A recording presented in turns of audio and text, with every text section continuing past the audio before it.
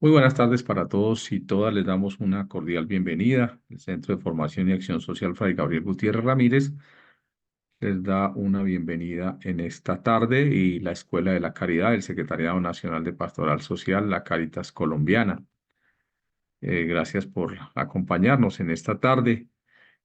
Como hemos venido trabajando, en esta tarde nos corresponde acercarnos a un tema también muy importante como son los principios y valores del pensamiento social de la Iglesia. Hoy nos acompaña el doctor Wilmar Roldán Solano, de la Pontificia Universidad Javeriana.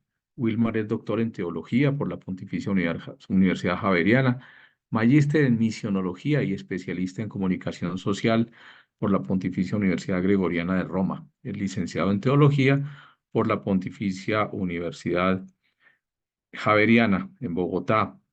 Wilmar es un fundador de la Escuela de la Caridad, al igual que Rosita, el padre Nan, siempre recordándolos mucho desde estos inicios de estas escuelas. Pero también es un referente no solamente nacional, sino también a nivel internacional, a nivel latinoamericano, en temas de pensamiento social, de doctrina social de la Iglesia. Wilmar, hermano, gracias por acompañarnos como siempre. Bienvenido. Usted sabe que esta es su casa, hermano. Muchas gracias, Miguel Ricardo, por esas palabras y por hacerme sentir en casa. Gracias. Creo que ya empiezo, ¿verdad? Bueno, creo que sí, porque ya, como él lo había Sí, hermano, anunciado. es que estoy, como te dije, con ese Sí. internet terrible. Entonces, sí, hermano, bienvenido. Y claro, estás en casa, hermano, ya sabes que puedes iniciar la charla. Recuerda que siempre vayan dejando sus preguntas. Bueno, este es un grupo que ya perdió la timidez, entonces preguntan, conversan. Entonces, vayan teniendo sus preguntas ahí, vayan dejando en el chat. Igualmente, al final abrimos un espacio para que ustedes puedan conversar con Wilmar, puedan profundizar en temas que él les va a comentar hoy. Bueno, bienvenido, hermano. Ok, pues gracias. Un saludo muy especial para todas y todos. Es un gusto volver a estar en estos espacios que, eh, a mi modo de ver, nutren el alma, porque es conectarnos en ese querer, en ese buscar y en ese desear contribuir desde lo social, un aporte social a nuestra iglesia y pues creo que a todos nos reúne ese interés. Así es que bienvenidas a esta sesión en donde, como bien lo aclaraba Miguel Ricardo, pueden ir dejando sus preguntas, comentarios. eh, También lo que no estén de acuerdo, que vaya planteando, lo recibo muy bien, nos sirve mucho esa retroalimentación. Lo pueden ir dejando en el chat o si en algún momento quisieran que puntualice sobre algún aspecto y quisieran levantar la mano, con gusto se las estaré dando en el transcurso de este espacio. Bueno, muy bien, pues iniciemos porque el tiempo es nuestro aliado. Y pues arranquemos. Miren, antes de presentar el método, un poco quise como ver la propuesta de Miguel Ricardo, la propuesta académica. Y me encontré que él quiere que yo responda 28 preguntas con la clase que me pidió para hoy. Es decir, es un reto grandísimo. Voy a intentar en lo que preparé, en la presentación que preparé, ir pasando por algunas de ellas. Si no alcanzo a responder las 28, pues ya ahí me disculparán, pero será ya cuestión de tiempo porque solamente hablando de los principios nos llevaría un semestre estudiarlos y otro tanto hablar de los valores en el pensamiento social de la iglesia. Así es que pongo las preguntas que estaban como pretexto para poder llegar a esta clase, pero vuelvo y les digo, posiblemente no alcance a abarcar una respuesta para las 28.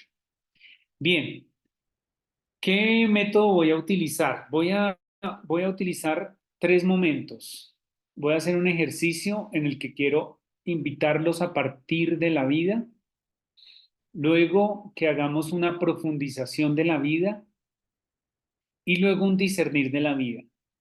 Todo en torno a principios y valores en la doctrina social de la Iglesia o en el pensamiento social de la Iglesia. Que finalmente pensar en unos principios en torno al pensamiento social de la Iglesia nos conlleva a pensar en esos mismos principios dentro de la doctrina social de la Iglesia. Sí, yo creo que ya ustedes llevan un buen camino recorrido, entonces pueden hacer muy bien la distinción entre lo que es pensamiento social de la Iglesia, doctrina social de la Iglesia, pensamiento social cristiano, pensamiento social católico y otras variables como la evangelización de lo social, que todas son un compendio de pretextos, si quisiéramos mencionarlos así, para poder abordar y conocer qué piensa la iglesia o qué aportes ha dado la iglesia en torno a lo social. Entonces, pues lo que quiero hoy es que en esos tres momentos podamos centrarnos en torno a los principios y los valores del pensamiento social. Entonces, arranquemos con el primer momento, que es partir de la vida.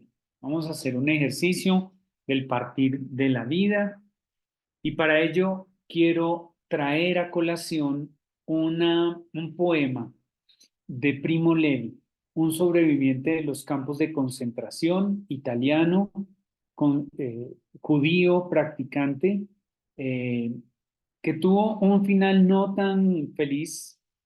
Difícilmente, a diferencia de otros sobrevivientes de la Segunda Guerra Mundial, eh, Primo Levi le pesó muchísimo su existencia y le pesó muchísimo su experiencia en los campos de concentración. Pero nos dejó un bello poema con el cual quisiera iniciar. Y bello no tanto en la estética de las palabras, porque el original es en italiano. Me gusta leerlo en italiano, pero pues para una comprensión mejor del texto lo hago en español, pero bello en el sentido en que está poniendo a la persona en el centro y ahí yo voy a estar insistiendo mucho en la importancia de poner a la persona en el centro. Y, y en su libro, hay un libro que se llama así, Si esto es un hombre, pero está basado primero en un poema. Primo Levi escribió primero el poema y ya después surge el libro. Tomo una traducción eh, con el acento propio español, que en la traducción conjuga un poco más y juega mejor con el italiano. Decía Primo Levi: los que vivís seguros en vuestras casas caldeadas, los que os encontráis al volver por la tarde, la comida caliente y los rostros amigos. Considerad si esto es un hombre. Quien trabaja en el fango, quien no conoce la paz, quien lucha por la mitad de un panecillo, quien muere por un sí o por un no. Considerad si es una mujer, quien no tiene cabellos ni nombre, ni fuerzas para recordarlo, vacía la mirada y frío el regazo como una rana invernal. Pensad que esto sucedió. Os encomiendo estas palabras, grabadlas en vuestros corazones, al estar en casa, al ir por la calle, al acostaros, al levantaros, repetíselas a vuestros hijos, o que vuestra casa se derrumbe, la enfermedad os imposibilite y vuestros descendientes os vuelvan el rostro. Podríamos, iniciando esta clase, hacer una exégesis del texto, una hermenéutica de este poema, y encontraríamos cuatro grandes partes en donde hay una introducción de lo que experimentó Levi dentro de un campo de concentración. Luego hay una caracterización o tipología de quién era un hombre en el campo de concentración y quién era una mujer en un campo de concentración. Y en un cuarto momento en el poema recurre a un elemento típico en el judaísmo, la memoria. Casi que como si estuviéramos en una celebración de la Pascua judía, en donde el padre de familia recuerda el pasado por el que ha vivido su familia y el pueblo judío, diciéndoles, esto se lo repetirás a los hijos de tus hijos y los hijos de tus hijos a los hijos de tus hijos.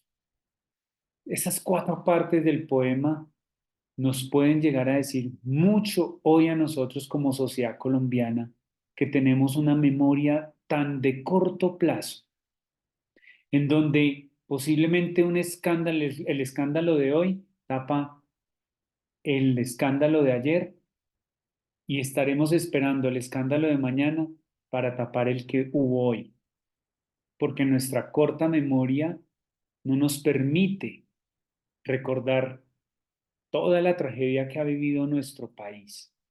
Y posiblemente a muchas colombianas y colombianos el pasado les pese como le pesó a Lenin.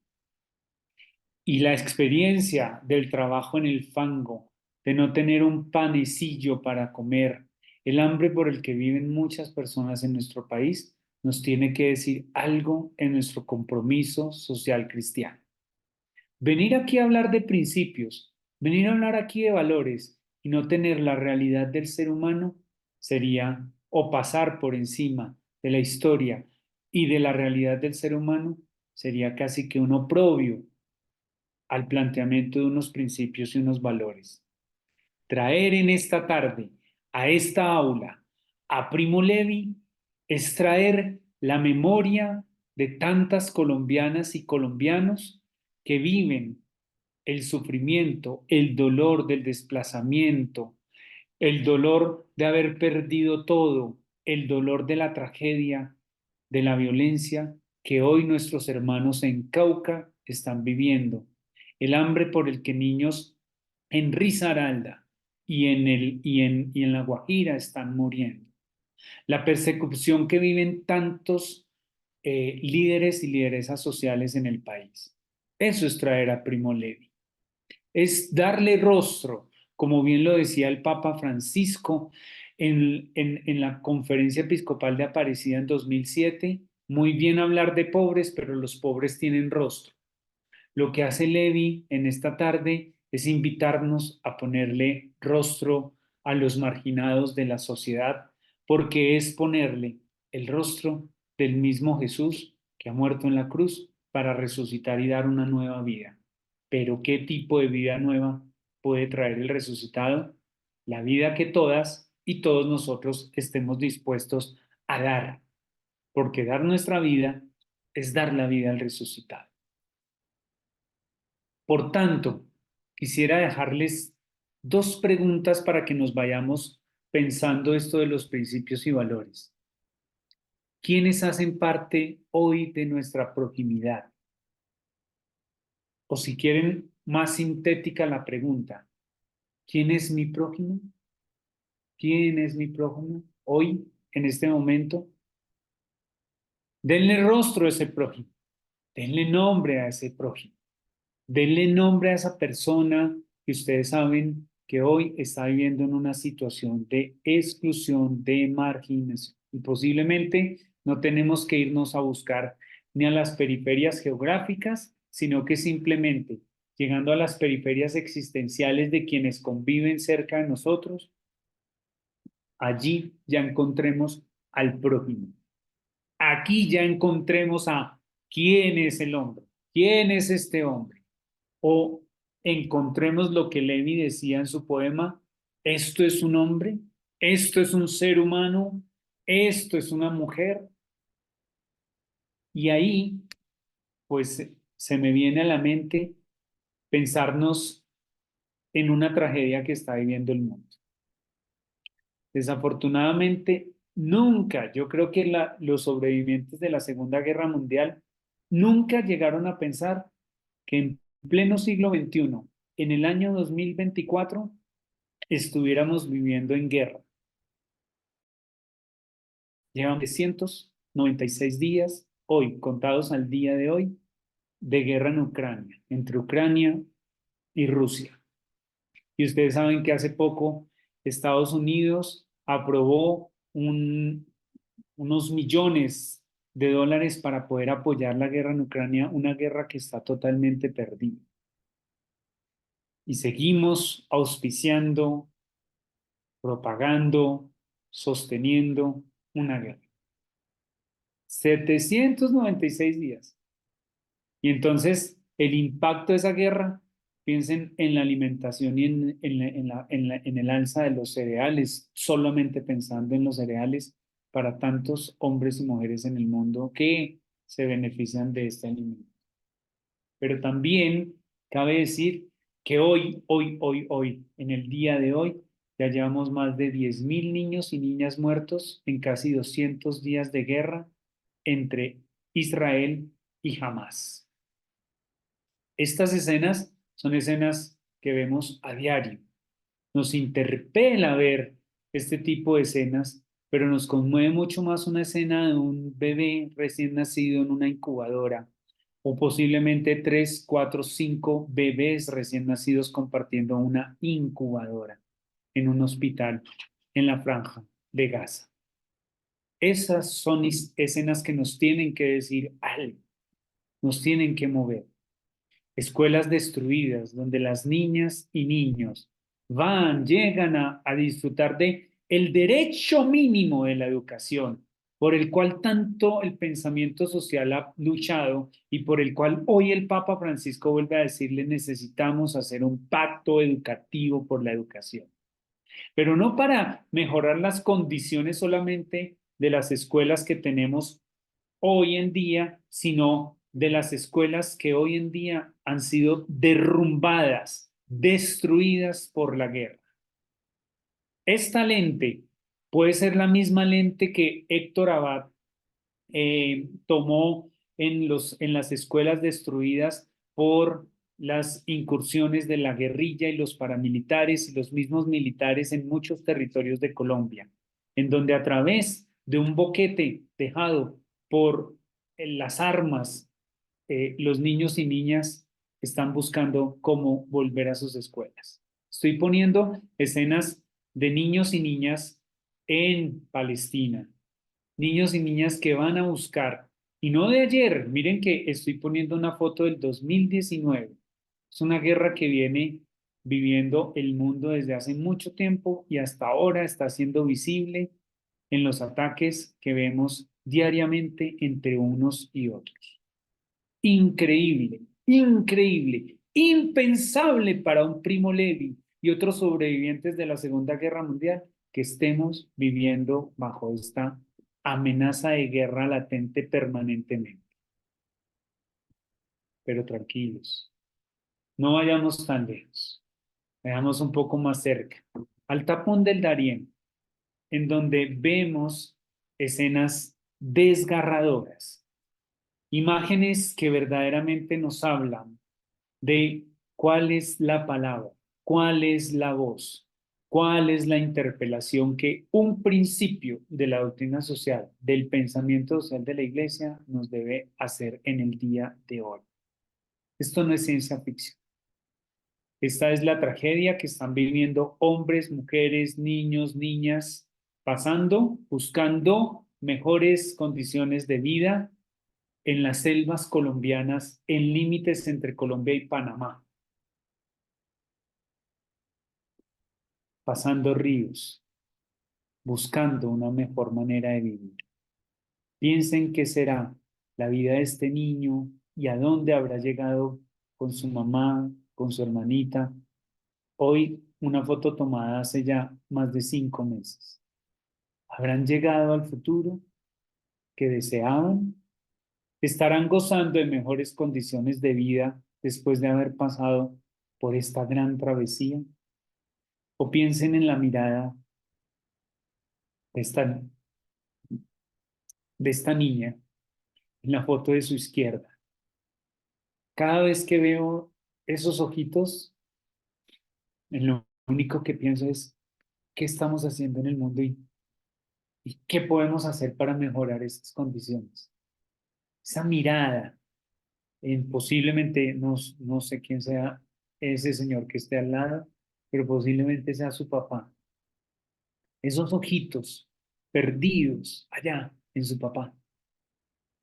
Pero también fíjense en los rostros desgastados y acabados de este otro hombre pasando a esta niña, no sabemos si sea su hija, su hijastra o una niña más que va pasando, no sabemos. Pero estos rostros, estas historias, estas tragedias, hoy tienen que decirnos algo. Reitero, queridos y queridas agentes de Pastoral Social, y estoy seguro que cada uno de ustedes puede traer a esta aula hoy fotos de escenas parecidas, porque estoy seguro que cada una y cada uno de ustedes acompañan situaciones en donde el ser humano hoy está siendo atentado en lo más profundo de su ser, en lo más profundo de sus entrañas. Y hacer pastoral social hoy tiene que implicarnos en no olvidarnos de este tipo de imágenes y rostros, hasta que volvamos a una de las primeras preguntas bíblicas. La pregunta que Dios le hace a Caín: ¿dónde está tu hermano? ¿Dónde lo dejaste? ¿Dónde lo has tirado? ¿Dónde lo has olvidado? Pongo a mano derecha de ustedes una imagen de Caravaggio de Caín y Abel, los hermanos. Porque si algo nos tiene que decir hoy, estudiar el pensamiento social cristiano, es que no lo hacemos en otra clave que no sea la de la fraternidad universal, como bien lo dice Francisco en Fratelli Tutti. La clave de una pastoral social hoy, audaz, creativa, como lo dice el Papa Francisco en Evangelii Gaudium, no tiene otra que poder descubrir o dar una respuesta a esta pregunta, que desde hace muchos siglos nos la venimos planteando y muchas generaciones de creyentes se la han hecho. Y hoy tenemos que otra vez volver a la pregunta: Caín, ¿dónde está tu hermano?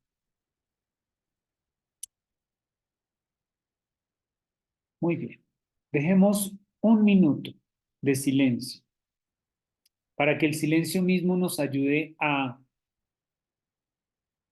meditar, contemplar estas y tantas imágenes que pueden estar pasándonos en este momento por la mente, de personas necesitadas, de hermanos y hermanas que necesitan de una palabra, de un gesto, para poder salir de una situación difícil en la que estén viviendo. Dejemos un minuto para que cada una y cada uno de ustedes recojan en el silencio profundo de la vida este partir de la vida que les he propuesto al inicio de esta clase. Y si tienen una persona por la cual quieren tener una buena intención, aproveche este minuto para orar, suplicar, pedir, clamar por ella o por ellos, prójimos de nuestro hoy.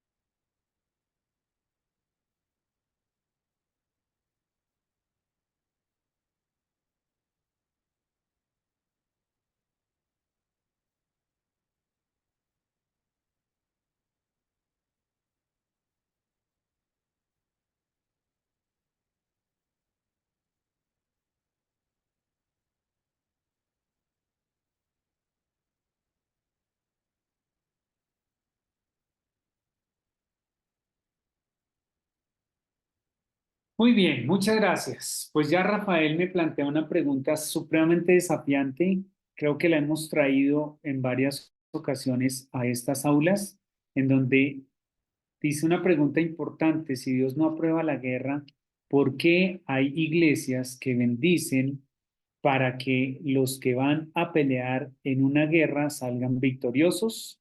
Eso es algo que no estoy de acuerdo, a mi parecer, y que creo que nadie en esta aula estará de acuerdo con que todavía tengamos mecanismos y organismos dentro de la iglesia o dentro de las iglesias que bendicen armas y bendicen, y bendicen la guerra.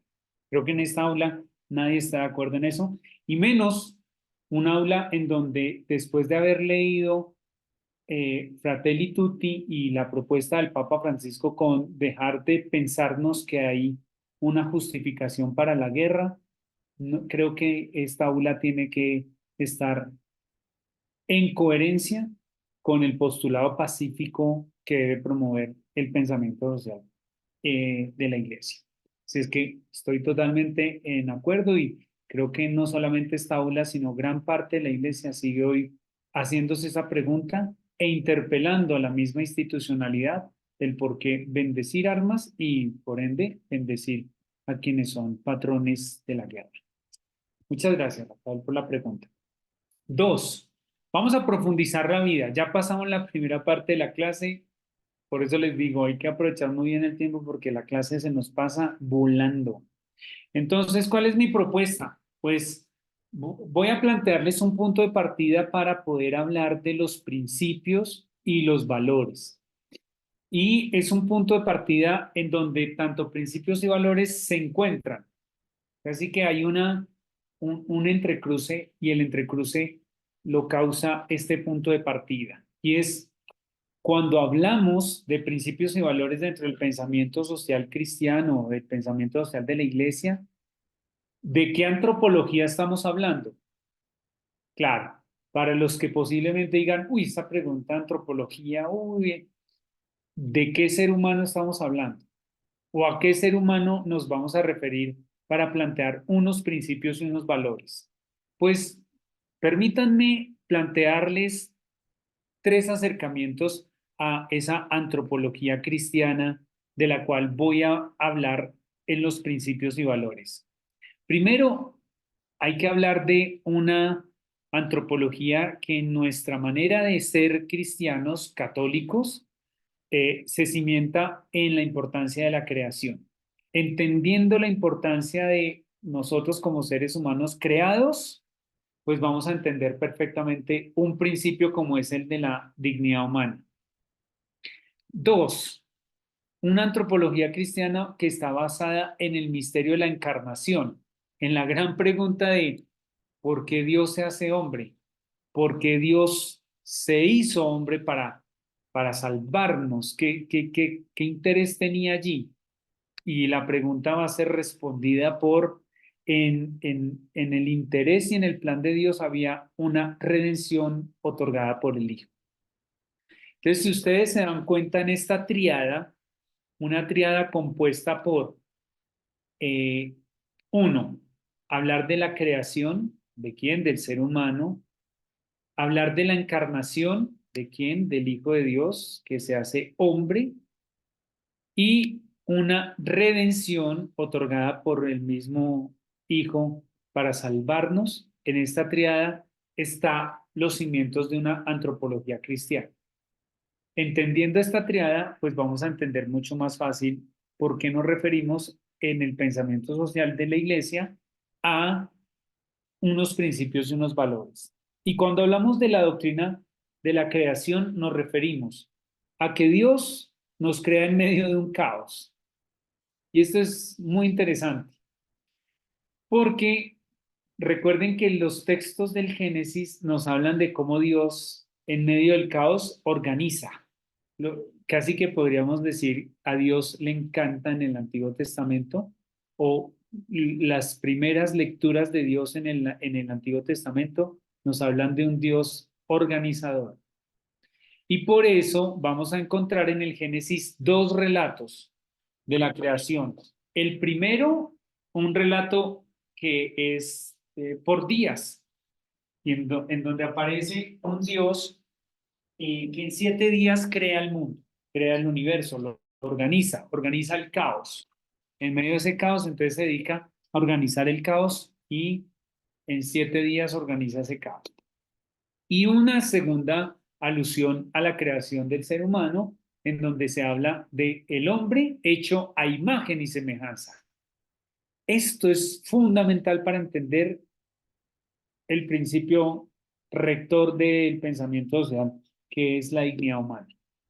Dos, pero a Dios no solamente lo vemos creando en medio del caos, sino que lo vemos siendo un artesano. En ese segundo relato del Génesis, vemos que Dios moldea al ser humano, sopla sobre él, a mí me encanta el término insufla en su nariz para que el ser humano tenga aliento, para que tenga alma, espíritu, para que se mueva. Y eh, el hombre le da una tarea al hombre y es nombre, dele nombre a todo lo que se va encontrando en su paso, en su caminar.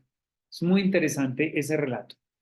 Y un tercer elemento es que dos afirmaciones fundamentales sobre el ser humano que están afincadas en la doctrina de la creación. Uno, es que el ser humano en su totalidad es criatura de Dios. Y si es criatura de Dios, todo el respeto, el valor, la admiración del ser humano por ese rol criatural. Y segundo, el ser humano es fruto del amor que proviene de Dios porque es la obra más excelsa entre las criaturas creadas. Sí, más excelsa. Y sobre las criaturas creadas tiene un poder que lo diferencia de todos los otros seres vivientes, sintientes, movientes. Y es que el ser criatural le da un poder a través de la razón, de la inteligencia. Y algunos animalistas podrán decir, pero los animales tienen también inteligencia. Claro, puede ser. Y entre ellos se organizan y sus sociedades tienen una manera en la cual los seres humanos hemos reflexionado sobre esas maneras en cómo inteligentemente los animales se organizan y hemos aprendido muchas cosas como seres humanos. Pero la capacidad de razonar, de poder tomar decisiones, de discernir entre lo bueno y lo malo, eso lo tenemos los seres humanos. Y lo tenemos y la responsabilidad de tenerlo es tan grande que al tenerlo estamos llamados a cuidar de otros seres. Eso es lo bello y lo hermoso de haber sido creados así. Dos, en el misterio de la encarnación, eh, pues tenemos que hablar de un Jesús de Nazaret que en medio de la comunidad había una admiración de sus apóstoles quienes decían, ¿quién es este que aún los vientos y el mar le obedecen? Porque veían una cosa muy interesante en Jesús de Nazaret, y es que Jesús de Nazaret enseñaba a través de hechos, y esos hechos, ay, perdón, esos hechos estaban fundamentados en sus palabras. Cuando se fusiona hechos y palabras, eso dos, tiene dos palabras muy importantes dentro del Nuevo Testamento. A Jesús los evangelistas lo describen que tiene dinamis y exousia, tiene poder, tiene autoridad, porque todo lo que dice lo hace. Sus palabras se vuelven hechos, se vuelven actos. A tal punto que si ustedes leen el texto de Juan 19:5, que es el relato de la pasión de Juan, hay una frase que no la dice un hombre muy creyente en Jesús, sino que la dice Poncio Pilato. Dice, y verdaderamente reconoce en Jesús de Nazaret al hombre, ese uomo. Este es el hombre. En Jesús de Nazaret, el Hijo de Dios, encarnado de Dios, reconocemos al verdadero hombre, al ser humano por excelencia. Y todos estamos llamados en él a la santidad. Pero lo bello de reconocer a ese homo, a este el verdadero hombre, es que lo vemos y la comunidad misma lo reconoce en Mateo como el hijo del carpintero. Dios se hace carpintero. En tiempos de Jesús, el ser carpintero no solamente era el que se dedicaba a hacer mesas o a hacer sillas, sino carpintero era todo aquel que manejaba las manos, las artes de las manualidades. Un alfarero era carpintero, una persona que restauraba, que pintaba casas, que construía, eran considerados carpinteros. Y ahí podríamos decir, Jesús es un constructor, pero un constructor no solamente de estructuras, sino un constructor de vida. Y por eso lo presenta Juan mismo como eh, el que es la vida, el camino, la verdad y la vida.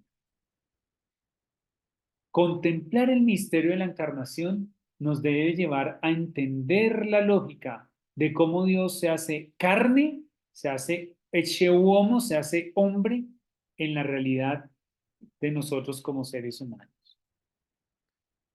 Y ahí llegamos a la redención otorgada por el Hijo de Dios.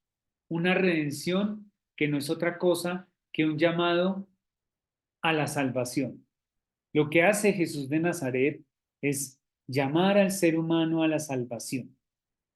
Por eso nombra a Dios papito, nombra a Dios como papá, para hacer que todos los que somos hijos de Dios seamos hermanos y vivamos que en una experiencia de comunidad.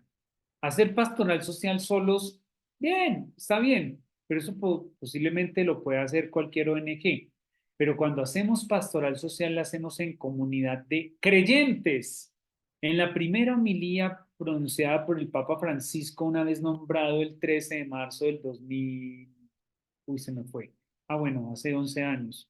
Estamos en el 2024, en el 2013. Cuando fue nombrado como papa, la primera homilía dice, miren, lo que nos diferencia a nosotros, la Iglesia Católica, de cualquier ONG, es que nosotros somos creyentes, creemos en un Salvador, en Jesús de Nazaret como Salvador. Eso es lo que hace característica y eso es lo que caracteriza la pastoral social, que lo hacemos en comunidad de creyentes y eso nos diferencia de cualquier organización. Con los otros y con el entorno trabajamos. Y cuando hablamos del entorno, es una categoría nueva dentro de la comprensión del cómo trabajamos la pastoral social, porque en un primer momento pensábamos que siempre era con los otros, con seres humanos, y hoy en día, gracias a la reflexión profunda del Papa Francisco, entendemos que la construcción de una pastoral social, de una evangelización de lo social, lo hacemos también con el entorno. La salvación viene de abajo, de lo que es débil, de lo que es pequeño. Por eso la opción de Jesús por los niños, por los enfermos, por los excluidos, por los marginados. Y ahí es donde encuentra sentido la salvación, en las bases. Y ahí traigo a colación el texto, un texto característico de hablar de esa condición humana de la encarnación, de la redención y de la creación que está presente en Filipenses. Vamos a ver, escuchemos una voz voluntaria que quiera leernos este texto. Voluntario a la una, voluntario a las dos, voluntario a las tres, lo escojo yo. Vamos a escuchar a Leslie, Leslie Giraldo. Te escuchamos. ¿Nos puedes apoyar leyendo este texto, por favor? Leslie a la una, Leslie a las dos. Bueno, vamos con, dejemos que usted elija, Jairo, Jairo, desde Cartagena. ¿Nos puedes ayudar con la lectura de este texto, por favor?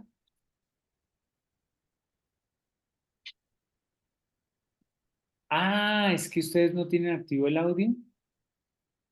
¿O sí? Sí, Sí, sí, sí.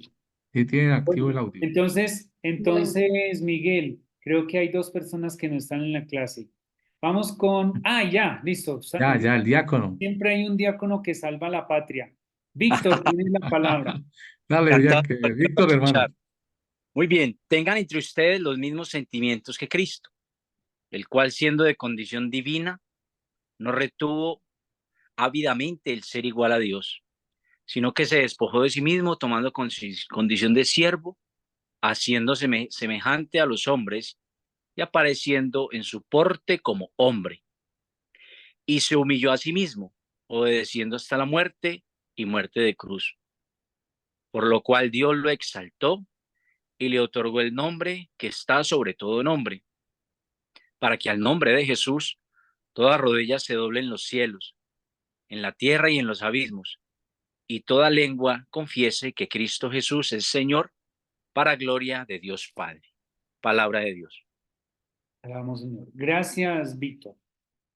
Miren estas negrillas que estoy poniendo. El texto es bellísimo y podríamos quedarnos toda la noche analizándolo, leyéndolo, meditándolo, porque nos habla de cómo entender que Dios verdaderamente al hacerse hombre lo hace para que en su condición de ser humano aprendamos nosotros a obedecer, aprendamos nosotros a reconocer la grandeza que tenemos como hijos de Dios, a reconocer la grandeza de nuestras pequeñeces, de nuestras humildades o de nuestra capacidad de ser humildes para poder reconocer verdaderamente esa presencia de Dios en nosotros.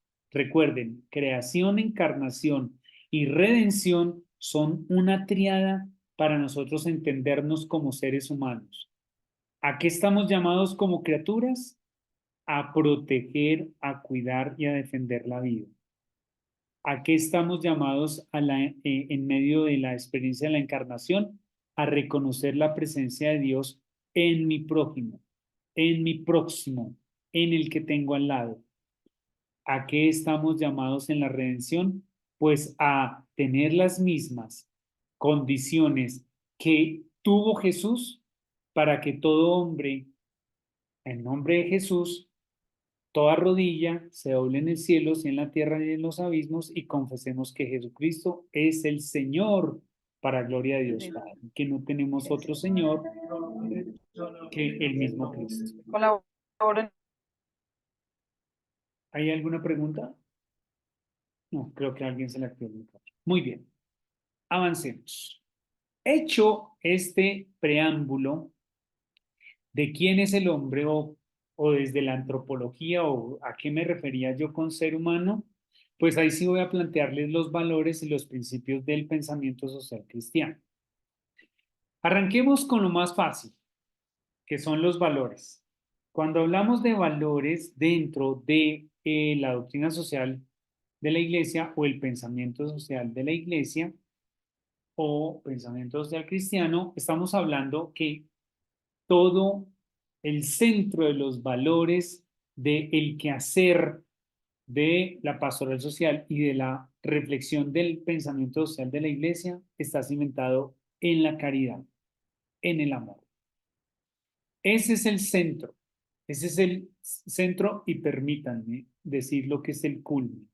¿Por qué digo centro y culmen? Centro de nuestro actuar y culmen de nuestro actuar porque para nosotros, en nuestra fe, amor no es otra cosa que Dios mismo.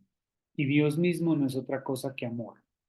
Por tanto, el culmen de todas nuestras acciones, el valor supremo de nuestro pensamiento social cristiano o pensamiento social de la iglesia, está centrado en el amor. Si sacamos el valor del amor de las acciones que hacemos en pastoral social, se acaba completamente nuestra acción. Hay gente que no entiende y dice, pero usted, ¿qué hace? ¿Por qué le invierte tanto tiempo a esas personas? Mire que usted lo que está haciendo, ¿para qué? Y entonces uno posiblemente se cuestione y diga, oiga, sí, ¿para qué estoy haciendo esto por estas personas? Pero hay algo en la pregunta y en la respuesta que yo tengo hacia esa pregunta, hay algo que me mueve en lo más profundo de mi ser y es la capacidad que tengo de amor. Yo normalmente cuando hago talleres de pastoral social les digo, el día en que ustedes pierdan la capacidad de amar, ustedes ya no reparten un mercado con amor, sino que están volviendo indígenas. inteligentes a las personas. Esta afirmación que acabo de hacer es muy fuerte. Es muy fuerte. Voy a volverla a repetir porque la puedo sustentar. Y es que el día que ustedes dejen de actuar en su pastoral social con amor, corren el gran riesgo de hacer de la pastoral un mantenimiento del asistencialismo que no lleva a las personas a una promoción humana, sino a la indigencia de los seres humanos. Voy a poner un ejemplo para que me entiendan bien lo que acabo de decir. El lunes recojo mercado en San Luis Beltrán. El martes en La Guadalupana. El miércoles voy al almuerzo comunitario de San Juan Bautista y cierro el viernes con la repartida de ropa que hacen en la parroquia de Nuestra Señora de la Caridad. ¿Qué hicimos con ese pobre? Le agendamos su indigencia. Y a través de haberle agendado ordenadamente dónde pedir cada día, lo volvimos un indigente. Lo volvimos más pobre. ¿Qué tenemos que hacer como pastoral social? La clave está en el amor, en la capacidad que tenemos de amar y de promoverlo como persona. Si no hay promoción de la persona en las acciones pastorales que tenemos, mis queridos amigos, estamos haciendo exactamente lo mismo que podría hacer cualquier ONG en nuestros municipios, en nuestros países, en el mundo, que es repartir para sostener la cadena de miseria, de pobreza y de indigencia en el mundo. Muy bien.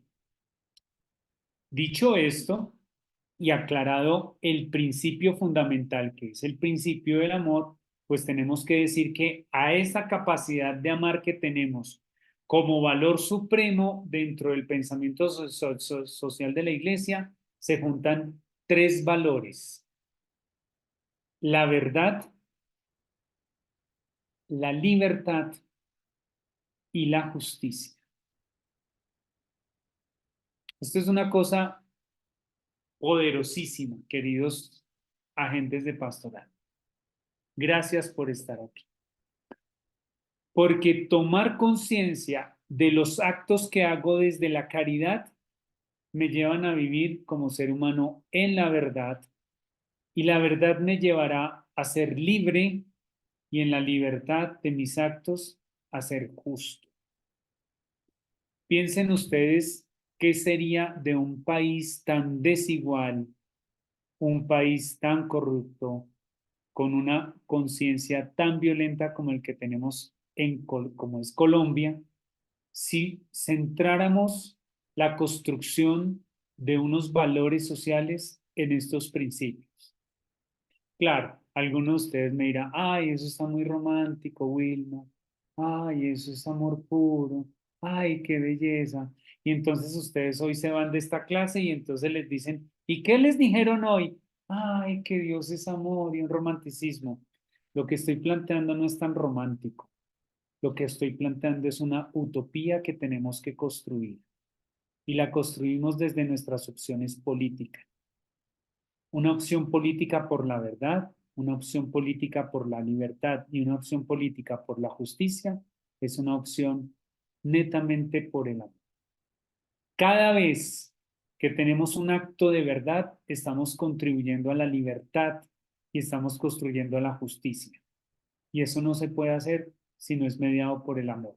No el amor romántico de Rojo Carmesí, la última novela de RCN. No el amor romántico eh, es que no sé qué otras novelas hay por ahí, pero no es ese amor romántico, es el amor que nos lleva a desprendernos como se desprendió Jesús de Nazaret en la cruz. Romantizar el amor es no haber entendido qué hizo Jesús por nosotros, porque el amor es la capacidad que tenemos de darnos y entregarnos por completo. Darnos y entregarnos por completo. Y ahí se acaba el romanticismo del amor, porque a muchos nos cuesta vivir la entrega ante una situación difícil que esté viviendo otro. volvemos otra vez a la conexión del primer ejercicio que hicimos en esta clase. ¿Ven por qué no podemos romantizar el amor? Porque es que Jesús en la cruz no es nada romántico.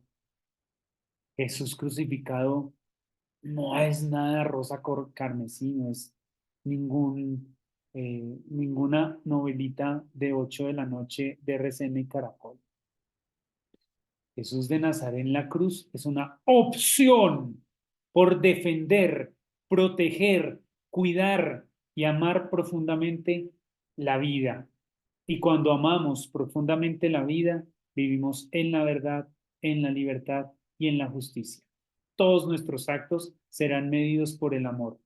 Y cuando decimos que nuestros actos son medidos en el amor, ¿son tus actos un ejercicio de verdad, de libertad y de justicia? San Ignacio de Loyola le pedía a sus hermanos jesuitas, disculpen que ponga el ejemplo, pero soy de una escuela netamente jesuítica, como es la javeriana. Ignacio de Loyola le decía a sus jesuitas y a sus hermanos, les decía, todas las noches haga su ejercicio de conciencia. Y la pregunta profunda del ejercicio de conciencia es, ¿amaste hoy? Y ese amaste hoy es, ¿viviste en la verdad? ¿Viviste en la libertad? ¿Viviste en la justicia?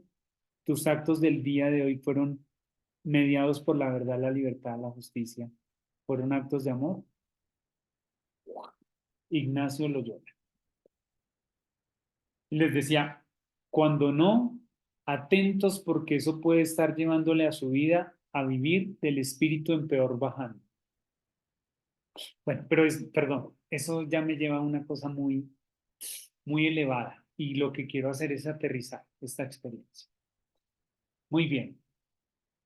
Francisco en Fratelli Tutti 181 tiene una frase perfecta para nosotros hoy. Dice, todos los compromisos que brotan de la doctrina social de la Iglesia provienen de la caridad, oigan bien, provienen del amor, que según la enseñanza de Jesús es la síntesis de toda ley. ¿Cómo construimos una ley? Las leyes se construyen pensando en la justicia, en la libertad y en la verdad. Ahí construimos una ley. Y la ley suprema para nosotros es la ley del amor.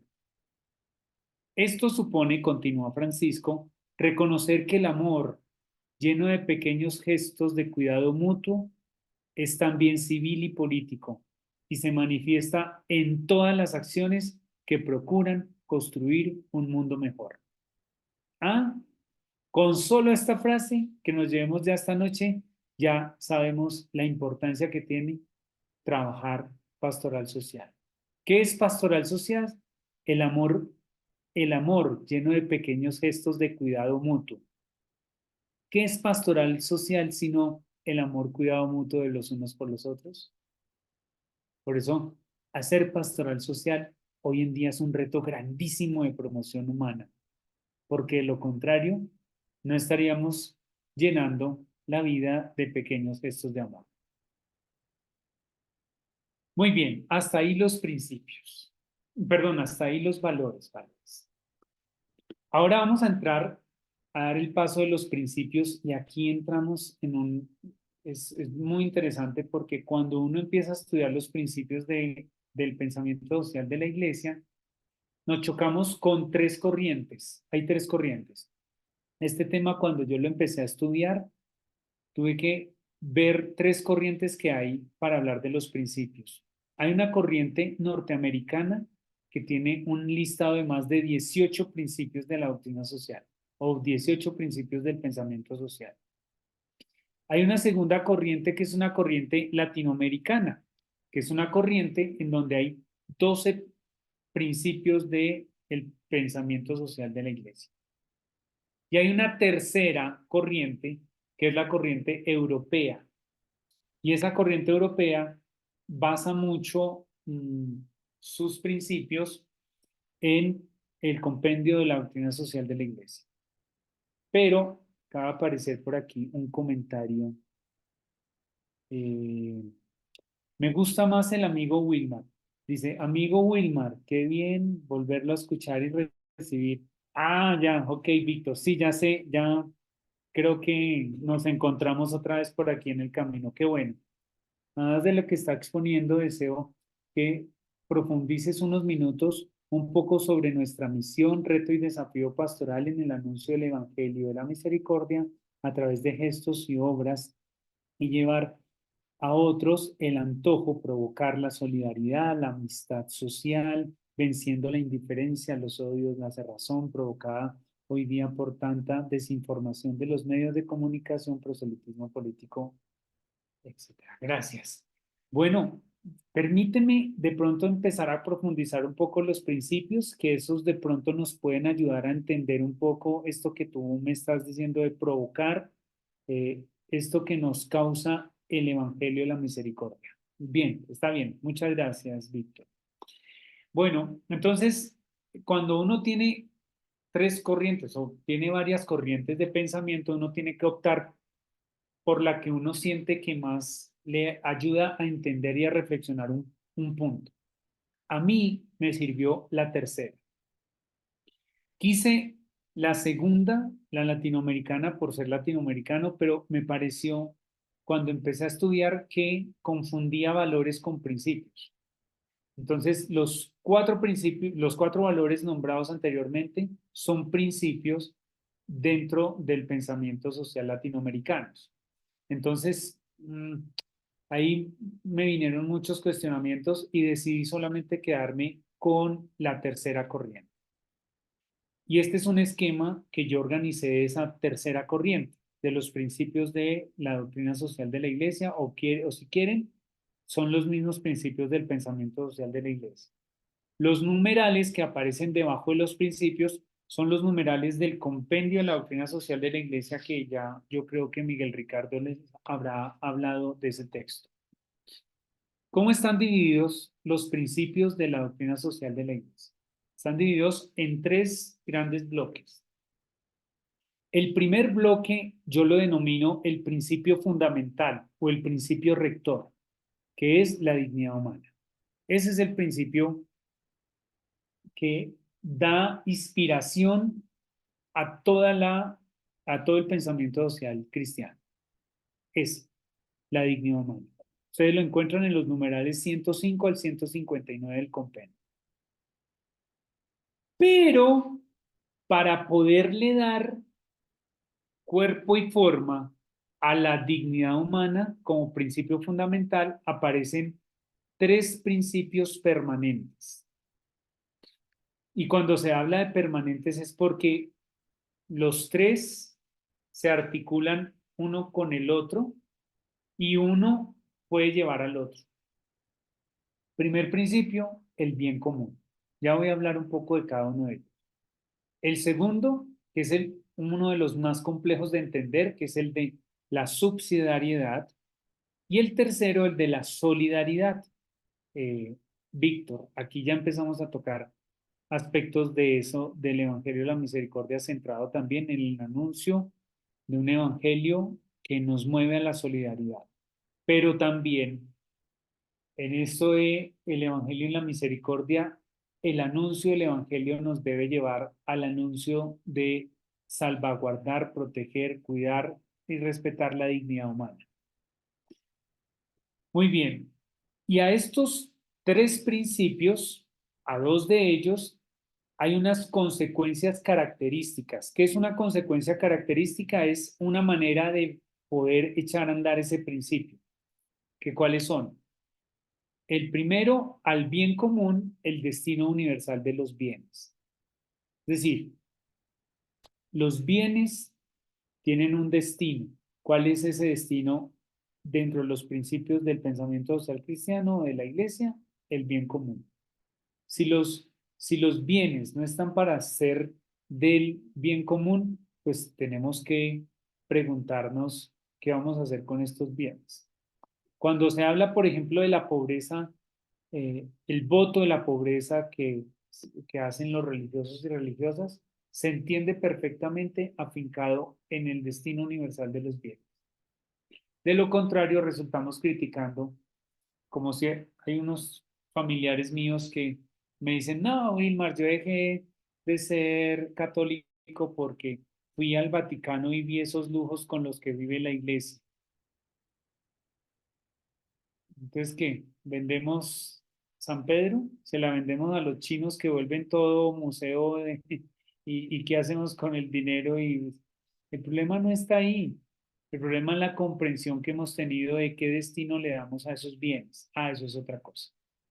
Ay, que ese cura andando en una Toyota. Nos quedamos en unas pequeñeces muchas veces cuando la comprensión del destino universal de los bienes es mucho más amplia y tiene un sentido mucho más profundo. Y al principio permanente de la subsidiariedad le surge la consecuencia, es decir, cómo se vive la subsidiariedad a través de la participación. Casi que podría decir yo que una manera de vivir estos principios es a través de estas consecuencias. En la medida en que yo tengo el principio del bien común, pues administro bien los bienes. Doy una buena y justa y recta administración de los bienes. En la medida que viva la subsidiariedad, pues eso me lleva indiscutiblemente a generar espacios de participación. Muy bien. Hablemos de estos, una palabra sobre los principios. Del primer principio, que es el de la dignidad humana, perdón, aquí voy a hacer una publicidad personal, modestia aparte. Pasado mañana en la Feria del Libro voy a lanzar este libro que se llama Dignos por Amor. Dignos por Amor es Súper. un texto dedicado a la dignidad humana en la doctrina social de la Iglesia. Es mi investigación doctoral y yo la quiero poner pues al servicio de la Iglesia, de ustedes, que cuando ustedes quieran argumentar y fundamentar los principios de la doctrina social de la Iglesia puedan recurrir a este texto. Este texto va a estar colgado eh, eh, en internet, entonces pues van a poder disponer. Al principio, pues como todas estas cosas, hay que pagar, no me pagan a mí, sino le pagan a la editorial de la universidad, pero a los interesados yo lo pongo pues al servicio y los que quieran. El texto es pues para agentes de pastoral y lo hice pensando en agentes de pastoral. Muy bien, hecha la publicidad, no es para que me compren el libro, sino para que cuando necesiten fundamentar lo que estoy diciendo hoy en mi clase, todo está en este libro. Son casi 600 páginas, entonces, bueno, no tienen que leer las 600 páginas, pero cogen el índice y van a lo que ustedes quieran profundizar. Muy bien. Bueno, pero voy a hablar entonces por qué cuando yo hablo de la dignidad humana, hablo de dignos por amor. Esto tiene un trasfondo supremamente poderoso. Está en lo que les dije anteriormente de pensarnos, creados, encarnados y redimidos. Eso no tiene otra equivalencia. Dios nos ha hecho dignos por amor y ese es el premio más grande que tenemos en la vida. Y es que, miren, para los griegos y para los romanos la dignidad era otorgada a quienes delegaban el emperador que representaran Roma. Nosotros en el cristianismo no tenemos que esperar que el emperador nos envíe para tener dignidad, sino al momento de haber sido creados, ya fuimos creados dignos. Ya, eso nos hace dignos. No hay nadie ni nada que nos quite la dignidad. Cuando es intrínseca, es decir, esta dignidad que es propia de nuestro ser criatural. Cuando es extrínseca, eso es otra cosa. Porque cuando se habla de la dignidad extrínseca, es decir, la que le otorgan a una persona por el reconocimiento social o porque tiene, algunas personas dicen, es que como ellos sí son dignos, porque ellos como tienen dinero son dignos. No, no, no, de esa dignidad yo no hablo. Yo hablo de una dignidad que hace que hasta el que tiene y el que no tienen tengan la misma condición de vida y tengan las mismas oportunidades porque fueron creados por el mismo creador. Fueron hechos a imagen y semejanza de Dios Y el haber sido hechos a imagen y semejanza, miren cómo funciona esto bonito. Si Dios para nosotros es amor y a nosotros Dios nos creó a imagen y semejanza, ¿ustedes no creen que nosotros ya somos amor y que nuestras relaciones tienen que estar medidas por el amor?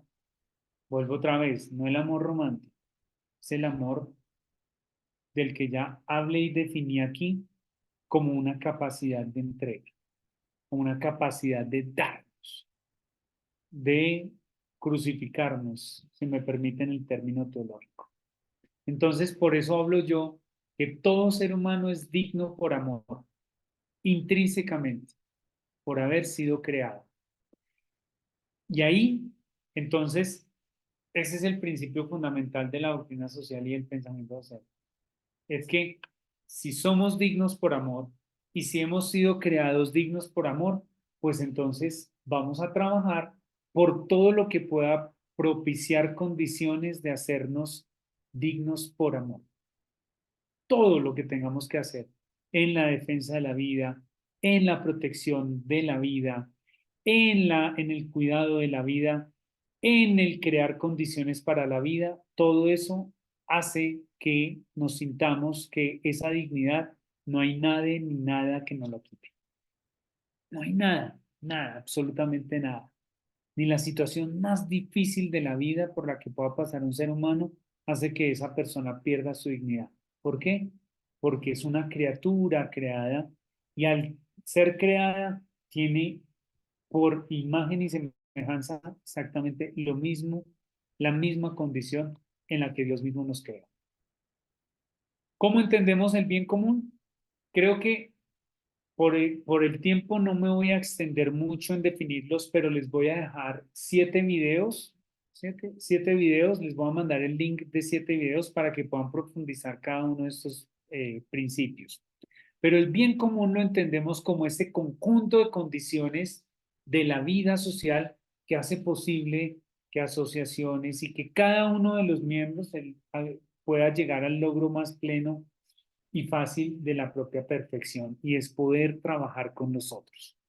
El bien común no es otra cosa que el pretexto que tenemos para trabajar con los otros, en pro de los otros, en la construcción de los otros. Hay un sacerdote que yo quiero mucho, Federico Carrasquilla, y a él le he aprendido mucho a entender qué es el bien común, porque él dice, él es un sacerdote que hizo una opción por los pobres, él es carpintero de profesión. Él no vive de celebrar misas, él vive de la carpintería. Ya tiene casi 90 años, Federico. Y entonces dice que la construcción del bien común no es otra cosa que la promoción social del pobre. Es una cosa bellísima. Y lo ha vivido en su vida. Y uno entonces va al barrio donde él vive y la escuela, la biblioteca, el centro de salud, las calles se llaman Federico Carrasquilla. Y entonces él dice, yo no hice nada. Todo lo hicieron la comunidad, todo lo hizo la comunidad por el bien común. Eso es bien común. Cuando yo trabajo, no por solamente mi interés, sino el interés que puede ser bien y bueno para todos. Y ahí entonces acuérdense de esa consecuencia. Una vez tenemos claridad sobre el bien común, una consecuencia para vivir ese bien común es el destino universal de los bienes. Dios ha destinado la tierra y cuanto contiene ella para el uso de todos los hombres y pueblos. En consecuencia, los bienes creados deben llegar a todos en forma equitativa bajo la égida de la justicia y la compañía de la caridad. Esto es bellísimo. Y Francisco insiste en para muchos, 3T, para mí ya 4Ts. Tierra, techo, trabajo. Y yo le sumo tecnología. Eso, modestia aparte, lo escribí en un texto sobre el cuidado del trabajo.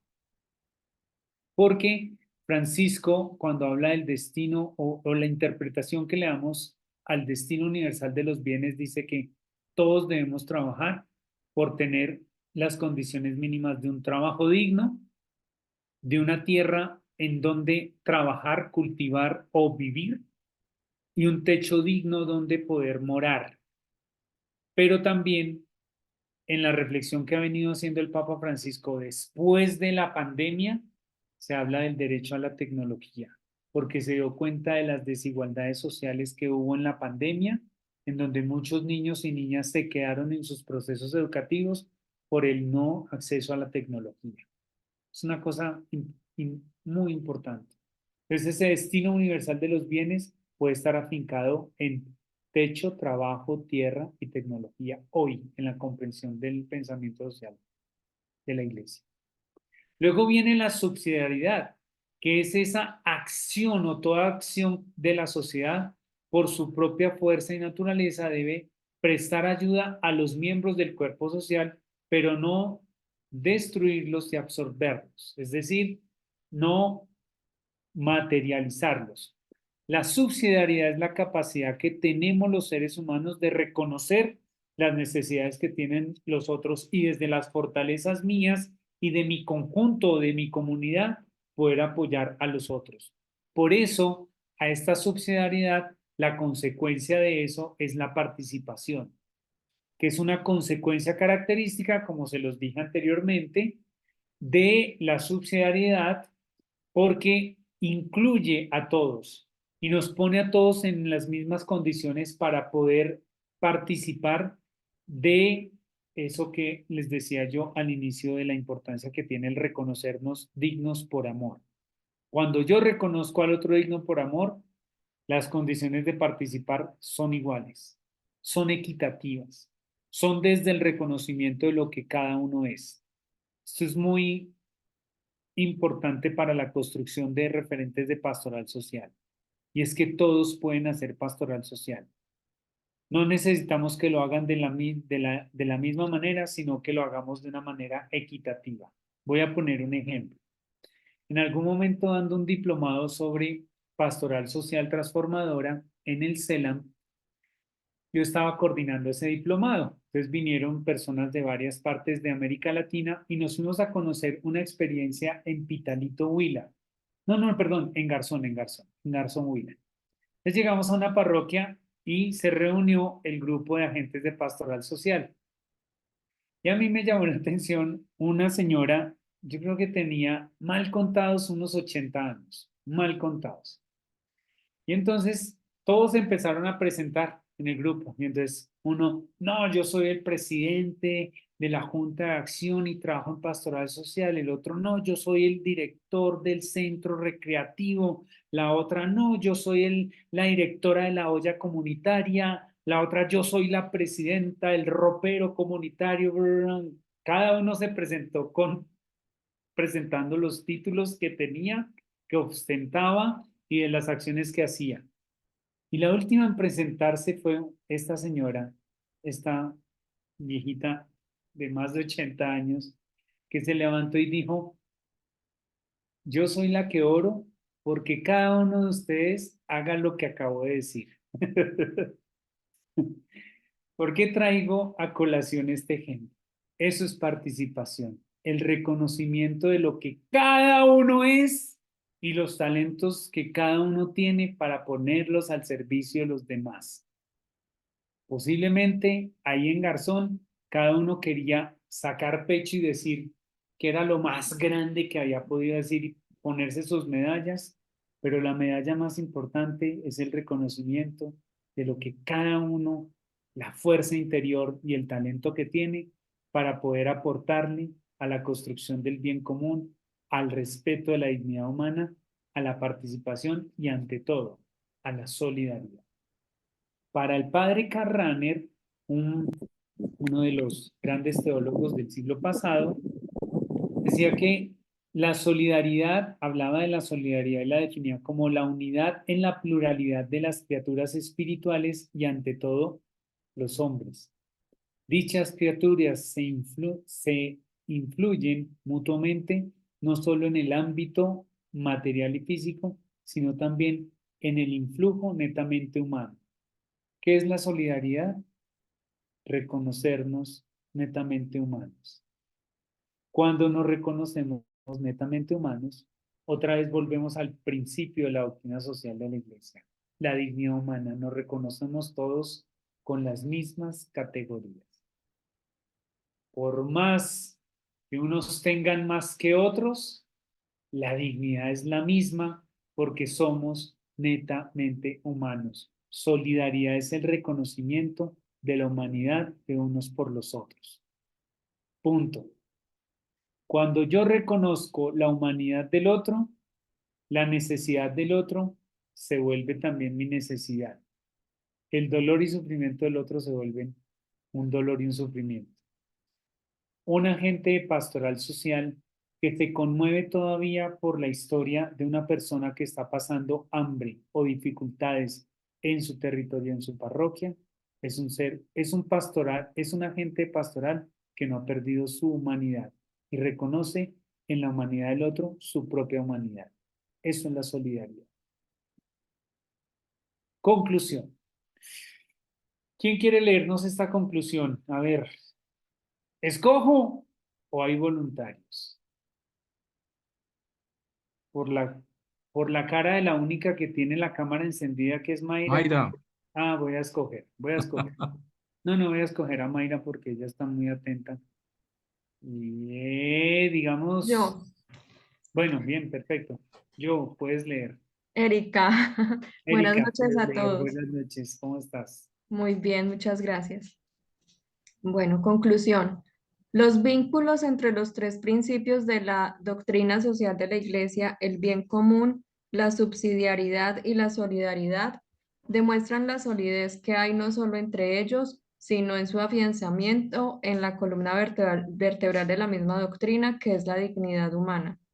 Por tanto, para estudiarlo se hace fundamental tener en cuenta la solidez que hay entre ellos y el carácter que imprime la articulación entre ellos y las otras enseñanzas sociales de la Iglesia.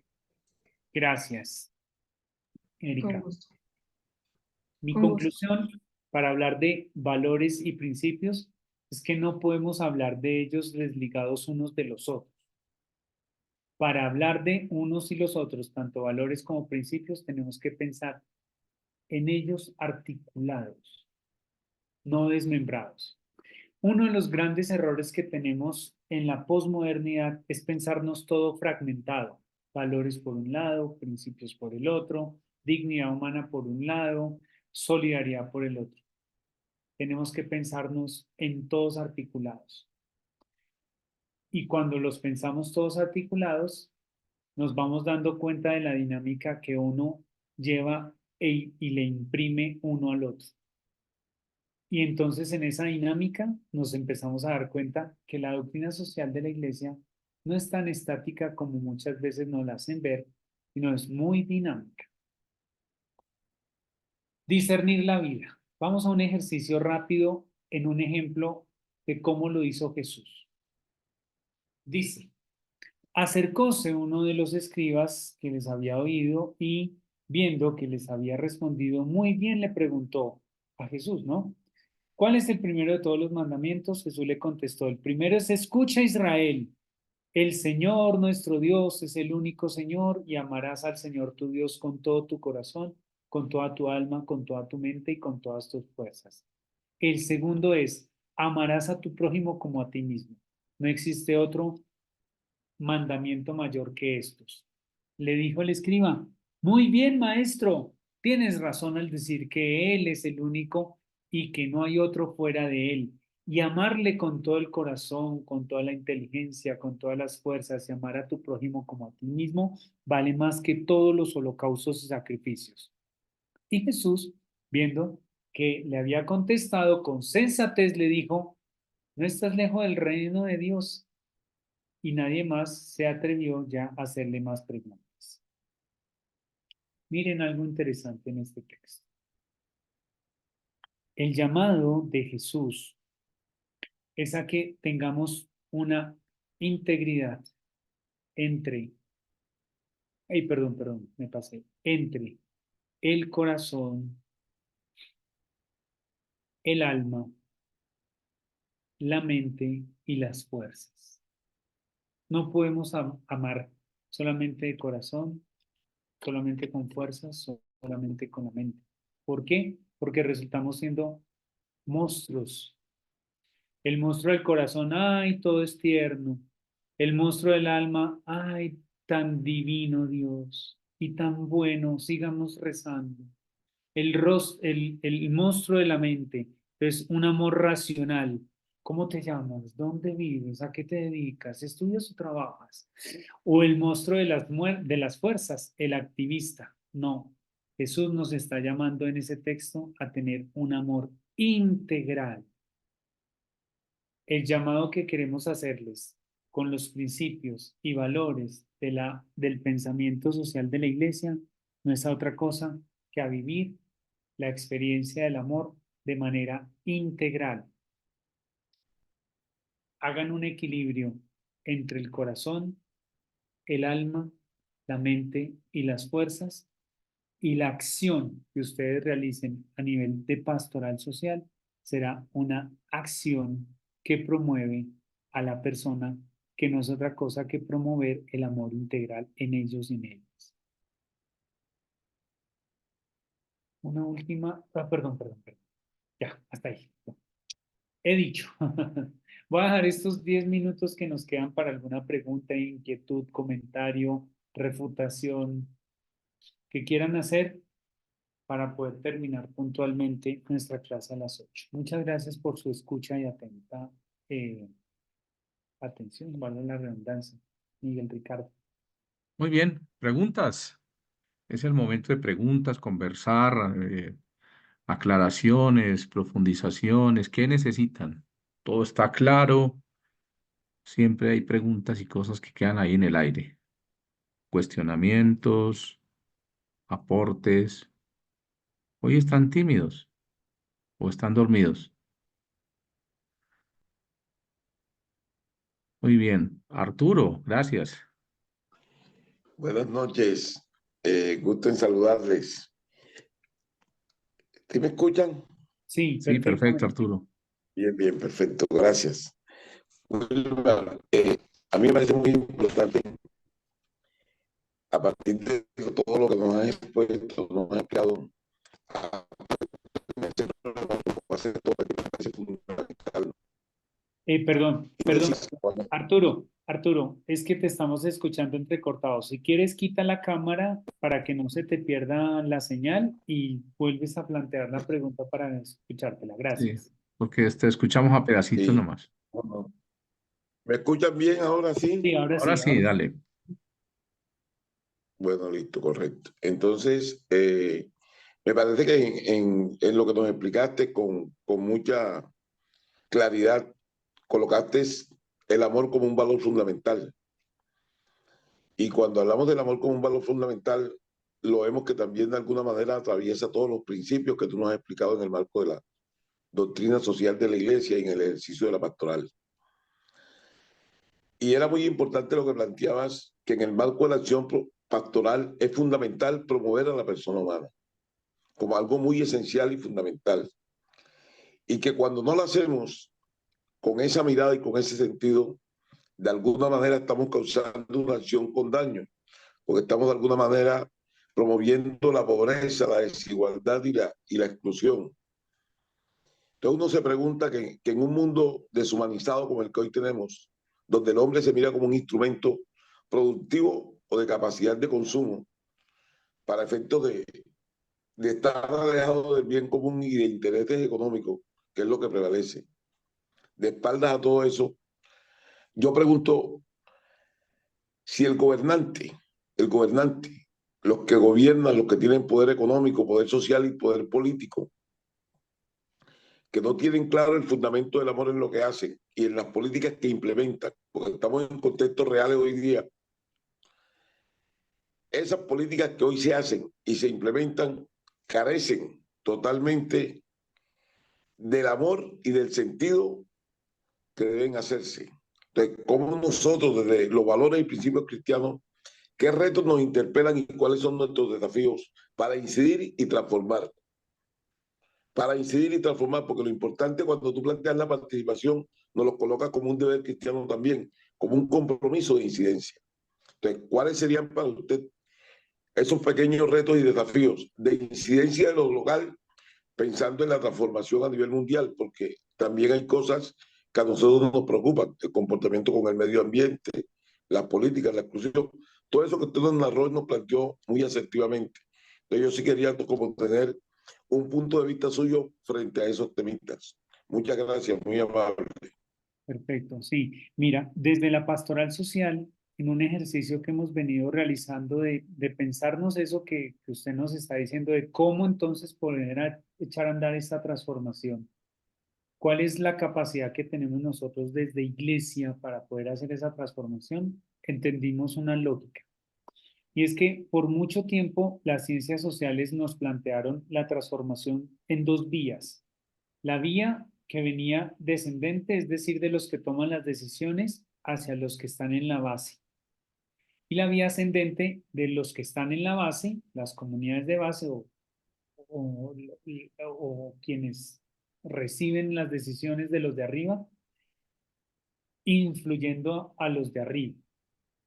Esas dos vías por mucho tiempo fueron las líneas que se tenían de incidencia y las ciencias sociales le apostaron mucho tiempo a ello.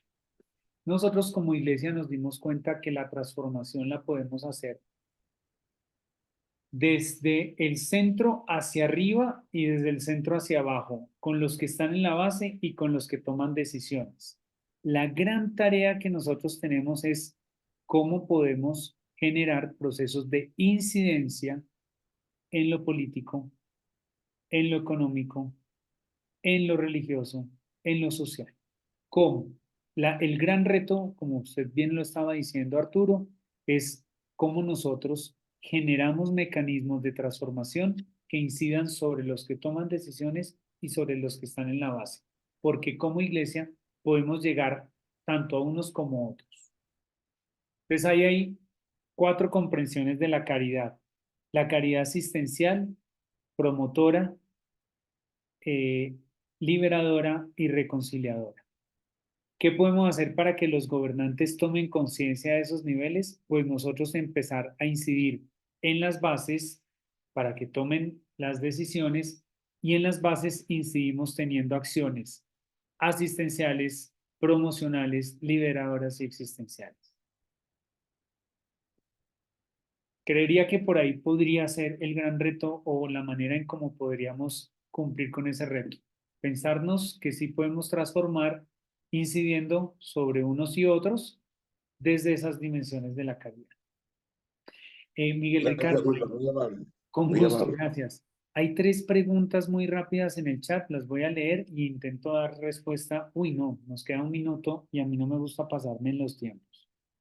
La primera, ¿cómo se puede explicar lo que estaban haciendo los judíos en Israel de pasar de ser víctimas a victimarios? Mira, la única comprensión y respuesta que podríamos dar ahí es que eso no es una acción de carácter liberador, es una acción de carácter política. Y hay unos intereses políticos muy fuertes en Netanyahu que se le estaba cayendo el gobierno y la manera fue responder con un ataque a los que los atacaron.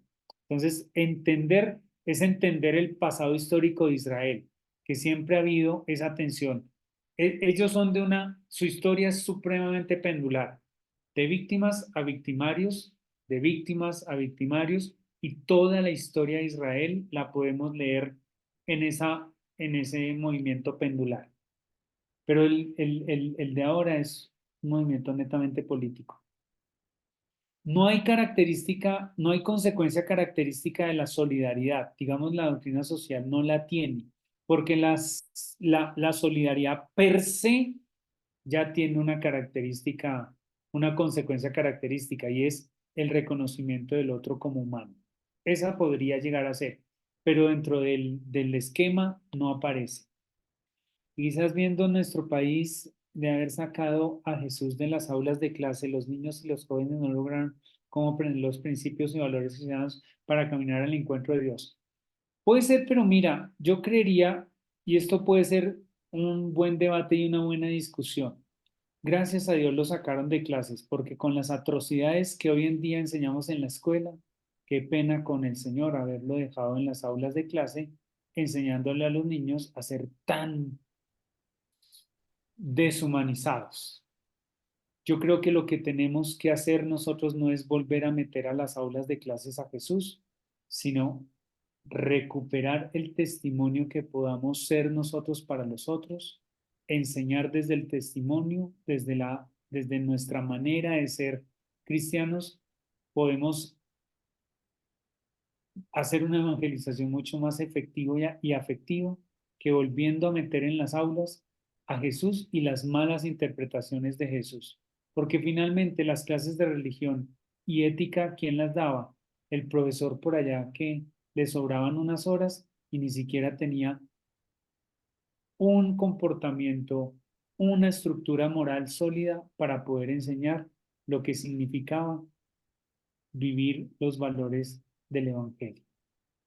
Por eso entramos en crisis, pero yo creo que la solución no es meter otra vez a Jesús en las aulas, sino entrar nosotros con Jesús en las aulas. Muchas gracias. Muy bien, Wilmar, muchísimas gracias. Creo que ha sido un ejercicio bien interesante. Recuerden que en las clases nunca se agota el tema, ¿sí?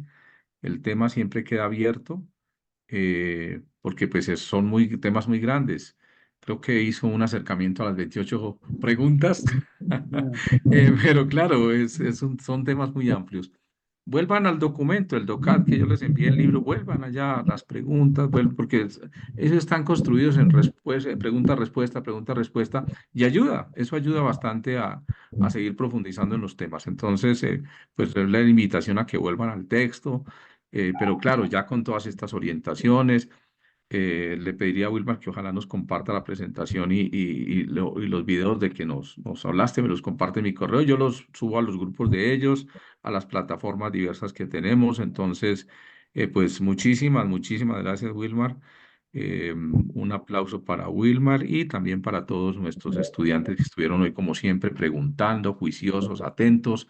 Yo creo que eso es importante. Siempre, mire que en la medida en que ustedes se van conectando con los temas, van preguntando, se va acabando la timidez y vamos entrando en un grupo de estudio donde todos aportamos para ese crecimiento, ¿no es cierto? Con un profesor que nos orienta, que nos acompaña, pero también con toda la participación de ustedes. Entonces, muchísimas gracias. Recuerden que este jueves nosotros ya estamos cerrando este primer módulo. Digamos que es un primer módulo que estamos cerrando y nosotros siempre lo hacemos a través de un foro, ¿sí? Entonces, vamos a tener un foro que es un foro abierto, ¿sí? Recuerden que estos foros siempre están abiertos para muchas personas que ustedes puedan invitar. Entonces, el foro se llama La Paz como Posibilidad y Esperanza. Y tenemos invitados a Héctor Alejandro Zuluaga Cometa. Él va a trabajar el acuerdo de paz con las FARC como una posibilidad de transformación territorial. Y Juliana Ramírez, que va a trabajar la participación de los procesos de negociación con el ELN en la transformación de un país que aspira y anhela una paz territorial.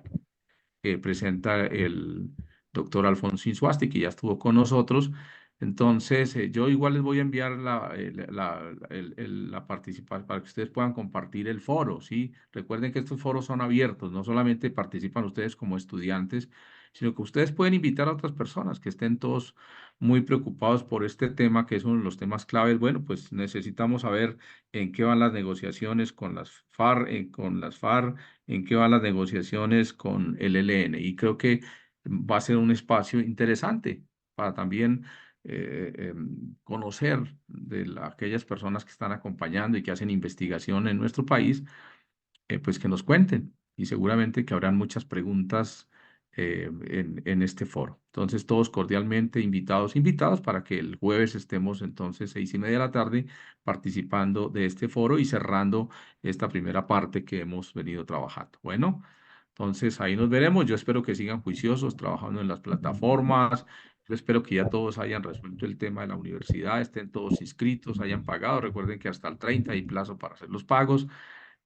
Si tienen dificultad, escriban a Mariana. Mariana, mira, tengo esta dificultad, por fatal, sí, porque yo el tema administrativo no lo tengo a mi cargo, pero la universidad está muy pendiente de ustedes y les está ayudando. Entonces, cualquier cosa con Mariana, ahí ustedes pueden resolver el tema. Bueno, Muchísimas gracias. Qué pena pasarnos unos minutos, pero pues era importante este par de anuncios para todos ustedes. Regálenme en su cámara y bueno, ya nos vamos a descansar. Ay, qué maravilla, Wilmar. Muchísimas gracias. Pacho. Listo, Wilmar, allá estaré Feliz pasando noche por mi para libro. todos. Oiga, felicitaciones por ese libro, hermano, y gracias por ese aporte. ¿Listo? A ustedes, gracias. Una feliz Allá noche. estaré pasando. Gracias. Bueno, que Feliz noche, descanse, hasta hermano. mañana. Ok, A disfrutar al hijo. Bendiciones, hermano. A todos bendiciones. Muchas gracias. Les deseamos Muchas una feliz gracias. noche. Gracias. Muy serios para la foto, muy serios para la foto. Eso, sonrientes, porque si no dirán, no, salieron tristes de la clase. Eso, así me gusta, alegres. Muy bien, Excelente. alegres. Hola, feliz Muy bien. noche. Feliz Feliz noche noche. para todos y todas. Hasta luego, Muchísimas muchas gracias. gracias. Chao, gracias, nos Muchísimas gracias. veremos. Felicitaciones, muy bien, gracias, chao. Estamos hablando, gracias, muy amables. Feliz noche para todos y todas. Feliz noche, Miguel. Feliz noche, Patricia.